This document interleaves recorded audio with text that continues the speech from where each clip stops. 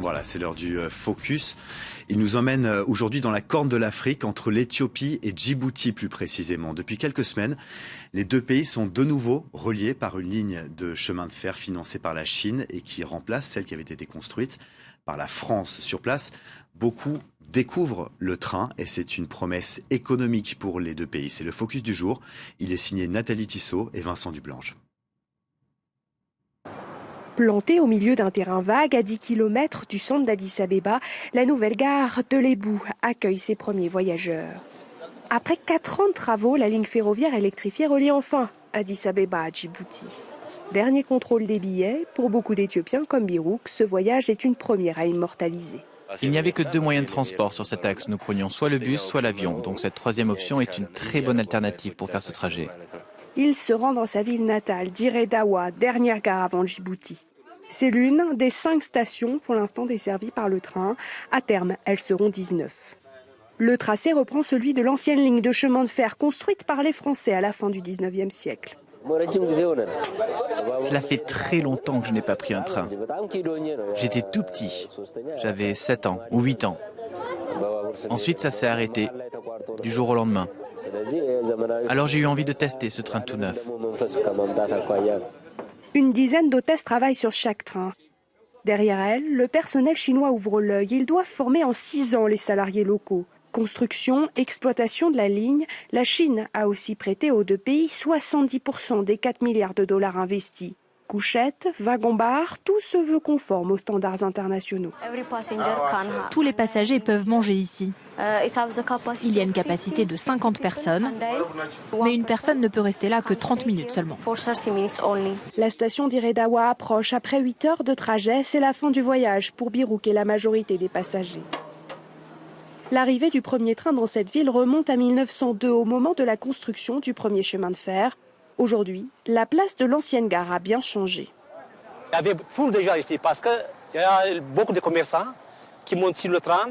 Ils attendent le tour, ils attendent pour acheter les billets.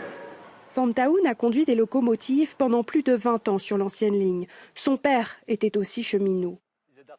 Grâce à son travail, il a également appris le français. C'était la langue d'usage à l'époque dans la compagnie ferroviaire.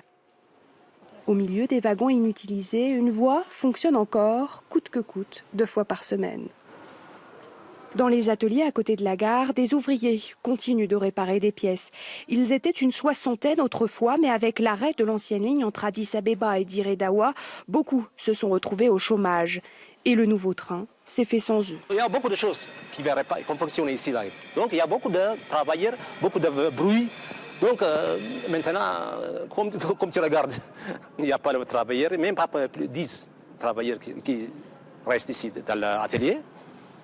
C'est bizarre, hein? On verra l'autre à l'avenir. Le train récemment inauguré repart de Dire Dawa presque vide pour arriver après 14 heures de trajet à Negat, Djibouti, terminus. Nous ne sommes plus qu'à quelques kilomètres du port. Le lendemain, au terminal de Doraleh à Djibouti, le manège des camions est incessant. 90% des biens importés et exportés par l'Éthiopie y transitent. C'est son principal accès à la mer. À quelques centaines de mètres du terminal, les conteneurs sont chargés sur les nouveaux trains. Direction la ville éthiopienne de Mojo et son port sec où arrivent directement les marchandises avant d'être distribuées à l'intérieur des terres. Plus d'1 millier de camions font pour l'instant la route chaque jour. Avec la mise en circulation du train, leur nombre devrait diminuer, tout comme le temps de trajet. Le train peut transporter jusqu'à 106 containers en un seul voyage. Pour le moment, nous sommes sur un rythme de 3 voyages par semaine. Mais notre objectif, c'est d'atteindre 4 voyages par jour. Mohamed Haïré est un ancien cheminot djiboutien. À plus de 65 ans, il a repris du service lors de la construction de la nouvelle voie ferrée. Je suis plus que fier maintenant. Parce que, comme vous avez vu la longue de ce chemin de fer, moi je l'ai connu, il n'y avait rien, des cailloux. On a l'électricité grâce à cette électrification du chemin de fer. Tous les petits villages qui vont passer là maintenant vont être électrifiés. Les autorités éthiopiennes et djiboutiennes espèrent aussi que ce nouveau chemin de fer permettra de développer l'économie des deux pays. À terme, 4 à 5 millions de tonnes de marchandises devraient être transportées par le train chaque année.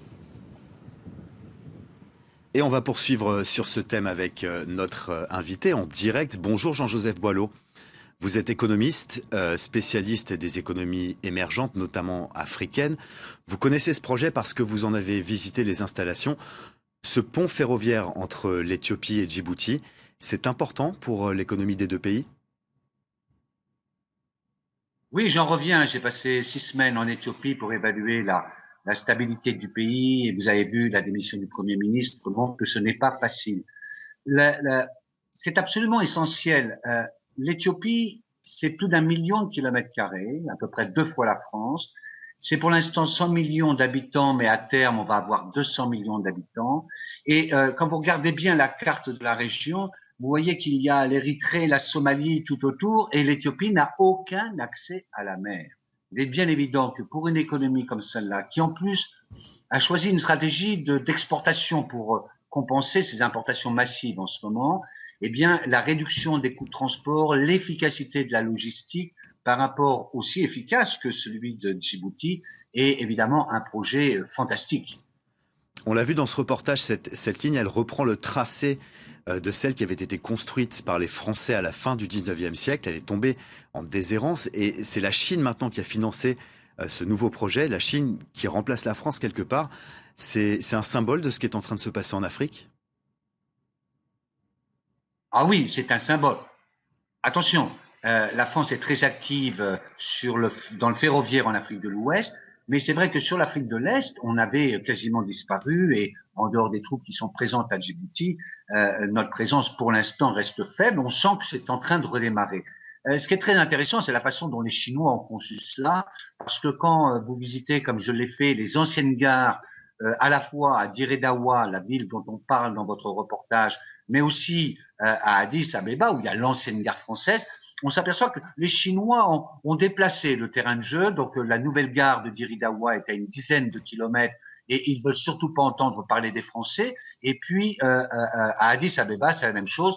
Les nouvelles gares, qui sont des gares gigantesques, ou d'ailleurs à la chinoise, sont très loin du centre-ville. Donc on a 2 systèmes complètement différents et je ne sais pas si c'est une symbolique volontaire, mais les Chinois ne veulent surtout pas entendre parler de ce passé néocolonial. Le fait est qu'ils mettent des milliards sur la table. Vous avez cité le chiffre de 3 milliards pour cette ligne. En réalité, sur l'ensemble du ferroviaire africain, les Chinois vont mettre un peu plus de 20 milliards de dollars dans les prochaines années, sachant qu'ils sont également présents en Afrique de l'Ouest, avec une concurrence difficile avec les Français d'ailleurs. Voilà, l'influence de la Chine en Afrique. On a vu dans le reportage un certain engouement, le grand retour du train dans ces deux pays, entre ces deux pays. Vous l'avez senti ça sur place aussi? Alors, oui, parce que là encore, la géographie, c'est très important.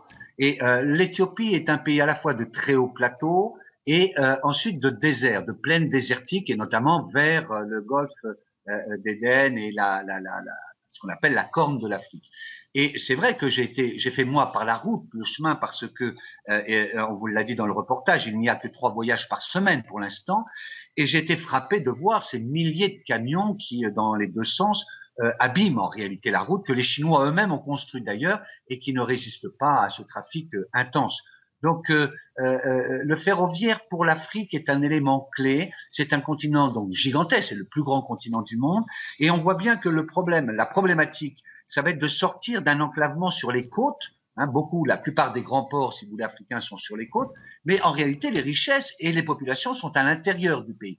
Donc le ferroviaire est évidemment, je crois, la clé. Alors il y a une clé pour les Chinois. Et je ne suis pas sûr que d'ailleurs la Chine en tire à moyen et long terme de très grands bénéfices, car j'ai senti un agacement considérable vis-à-vis des Chinois en Éthiopie là, en particulier, parce qu'il y a aussi pour la Chine un double objectif. D'une part, c'est utiliser ses réserves de change pour valoriser ces grandes entreprises ferroviaires et de construction. Et en gros, 100% est réalisé par la Chine. Ça agace un peu parce qu'il n'y a pas vraiment de transfert de technologie. Et deuxièmement, les tracés que la Chine essaie de pousser sont des tracés qui correspondent plutôt à ses objectifs à elle, et notamment elle voudrait poursuivre cette ligne de chemin de fer jusque l'Atlantique, vous voyez la Mauritanie, le Sénégal, pour pouvoir transporter ces matières premières, notamment le pétrole qu'elle a préempté au Tchad, au Niger, etc. Donc on verra Pour l'instant, finalement, les Africains, de façon très opportuniste, sont très contents que les Chinois aient mis la main à la pâte et rénové en totalité la ligne. À moyen et long terme, je ne suis pas certain que la Chine reste aussi prépondérante en Afrique. C'est aussi aux Français, aux Européens de répondre à ce défi parce que nous avions déserté le continent. La Chine montre que, aujourd'hui, les Africains sont des gens qui bossent, qui veulent se développer et la carte est dans nos mains. Jean-Joseph Boileau, économiste, spécialiste des économies émergentes, merci d'avoir été en direct avec nous dans ce journal. Voilà, restez avec nous. L'information se poursuit sur France 24 avec un nouveau journal dans quelques instants.